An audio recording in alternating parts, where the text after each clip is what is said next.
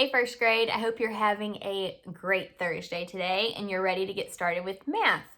So we're going to do a number talk today with 10 more and 10 less. So if you'll take a look at my hundreds chart here, I'm going to give you a number and I want you to figure out what is 10 more than that number and what is 10 less. So let's start with the number, let's do 28. So using the 100 chart, and looking at 28, what number is 10 more than 28? 10 more. If you need a second, press pause. Okay, so 10 more than 28. If we start at 28 and we want to find 10 more, all we have to do is move down one. So 10 more than 28 is 38. I don't have to count up 10, I could, and I would still end up with 38, but on the 100 chart, when you move down 1, that's just 10 more. If I wanted to know 20 more than 28, I could move down 2 and get 20 more than 28. So when you move down, you add 10s. Now look back at 28. What is 10 less than 28? 10 less than 28 is 18. To find 10 less, you just have to move up 1, and that makes 10 less. So numbers that are less are smaller, and they're going to be up. You're going to be moving up to get to numbers that are less, or to the left and up. To find numbers that are greater or more, you will be moving to the right or down. So all of these numbers are less than 28, and all of the numbers below 28 and to the right are going to be greater than 28. So 10 more, not move up, sorry, move down. 10 less, move up. Let's try another one. If you have the number 54, here's 54. What is 10 more than 54? Sorry, I'm going to try to make that straight for you guys. 10 more than 54. 10 more than 54. Remember, to find 10 more, you just have to move down 1. 10 more than 54 is 64. Okay, back to 54. What is 10 less than 54? To find less, we just move up if we're doing 10 less. 10 less than 54 is 44. So if you're looking for 10 more, move down 1. Looking for 10 less, move up 1. All right, let's move on to our word problem of the day. And I'm going to draw out check on our board here. Analyze, plan, solve, and check. Okay, here is the word problem. Let me read it to you. You can read it with me. Matt saw 12 bugs and 7 worms. How many creatures did Matt see all together? All right, let me read that again, and I want you to think carefully about the question that's being asked here. Matt saw 12 bugs and 7 worms. How many creatures did Matt see all together? Okay, the question that we're being asked is, how many creatures did Matt see all together? See, it ends with a question mark there. Okay, now let's go back and listen for important numbers or words that will help us to figure out the answer to this question. Matt saw 12 bugs and 7 worms. What's important in that sentence? 12 bugs and 7 worms. Both of those numbers involve creatures, right? And we want to know how many there are all together. So that's going to help us to solve the problem. Now let's plan what we're going to do. Will we add or subtract? Okay, so Matt saw 12 bugs and 7 worms. If we want to know how many there are all together, we're going to be putting them together, right? And when you join two numbers, is that going to be adding or subtracting? That's adding, right? So Matt saw 12 bugs and he saw 7 worms. When we have 2 parts, we have to add to get the whole. So we're trying to solve the whole. How many are there altogether? We're going to be adding 12 plus 7 to figure out how many creatures there are altogether. 12 plus 7 equals, we're going to solve. Okay, to solve the first time, I think what I'm going to do is use some counter bears. So I'm going to put out 12 bugs, and I think my bugs will be blue bears. 1, 2, 3, 4, 5, 6, 7, 8,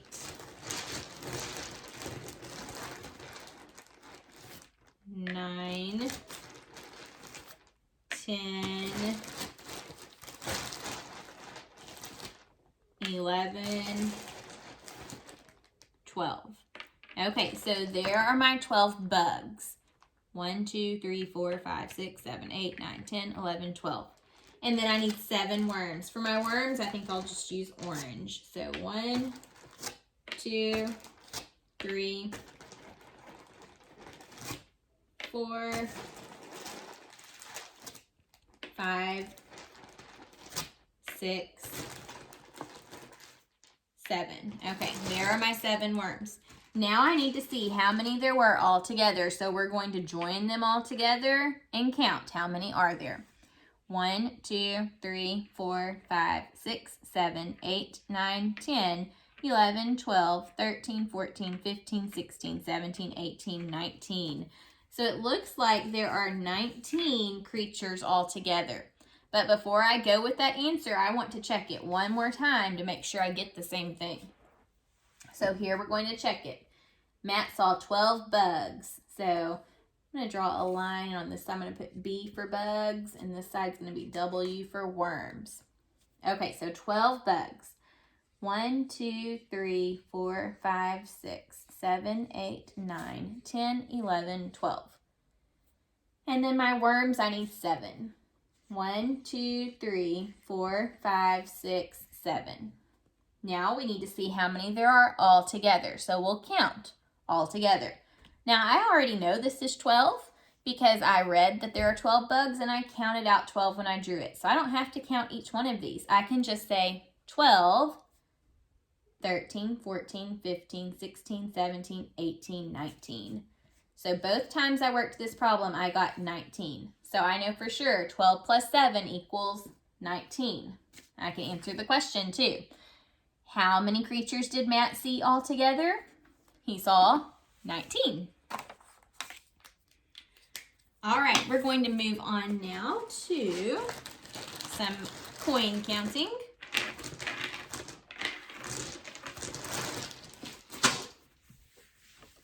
Yesterday when we left, I gave you a challenge amount that I wanted you to count, and I told you that we would check it today. So we're going to start with that amount and checking it.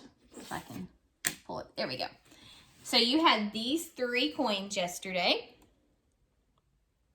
Did you decide what those coins were? That's the first thing you should have figured out. So this one is a dime, and the dime is worth 10 cents. This coin is a nickel, and it is worth 5 cents. And then this coin is a penny, and it's worth 1 cent. So hopefully you figured that out yesterday before you went to count them. Then when you went to count your coins, you should have started with the larger one first. You can count them starting with different ones. I just like to start with the larger one because I think it's easier that way. But it is possible to do it other ways too. So I would start with my dime and say 10. Then we have to add 5 because the nickel is the next largest. So 10 plus 5. If I was counting by 5, so it would come next. 5, 10, 15. And then one more. 15, 16. So yesterday, you should have gotten your answer as 16 cents. It can be written like that with the cent sign or like this with your dollar sign. Make sure you practice both ways because it could be asked either way on a test. Or in real life, you need to also know how to write this stuff. Is it important to know how to count coins in real life? Yes. When would it be important to know how to count coins? If you went grocery shopping, would it be important to know how to count coins? Yes, because if you get up to the checkout and you don't know how to give the cashier the right amount of money, you may not be able to pay. So it's important to know how to count your coins. Okay, here's our next amount that we're going to count together. So today, since we've practiced all week, and hopefully you've been practicing at home too, I'm going to show you the amount, and I want you to press pause and count it, and then we'll check it together. So here are my coins. Press pause, and I want you to see if you can count how many there are and what amount is being shown. Okay, so hopefully before you counted, you figured out that these 2 coins are dimes, and they're worth 10 cents. These 3 coins are all nickels, and they're worth 5 cents. And these 2 coins are pennies, and they're worth 1 cent. So you should have counted, probably starting with your dimes and then your nickels, then your pennies.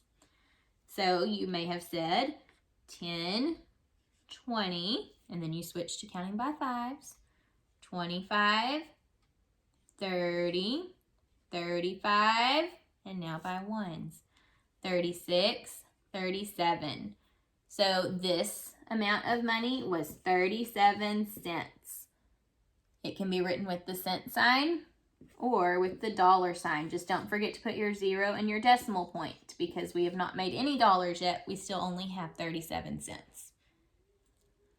Another way you could have counted this that I do now as a grown-up is I combine coins together, and this may be too tricky for some of you right now, but I'm just showing you something that you could do if you're really getting this. So I know that 2 nickels, 5 and 5, makes how many? 5 plus 5 makes 10. So I could count this like it's a dime. So I could say 10, 20, 30, and then 35, 36, 37, and get it like that. That's how I do it whenever I have change. I combine coins to make larger amounts so that I can count more quickly. I can show you another way to do that too. I could put this nickel with these dimes. How much would I have there? 10, 20, plus 5, 25. So this could be 25 and then 10 more. 25, 35, 36, 37. So see, you can count those amounts of coins in different groups or in different orders and still get the same amount. Let's do maybe one more together today. Let's see here.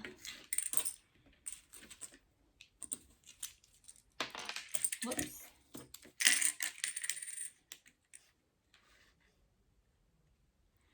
Okay. Check out these coins. Press pause, and I want you to try to count these on your own at home. Okay, let's count these together. So the first thing that you should have done was figure out what all of these coins are.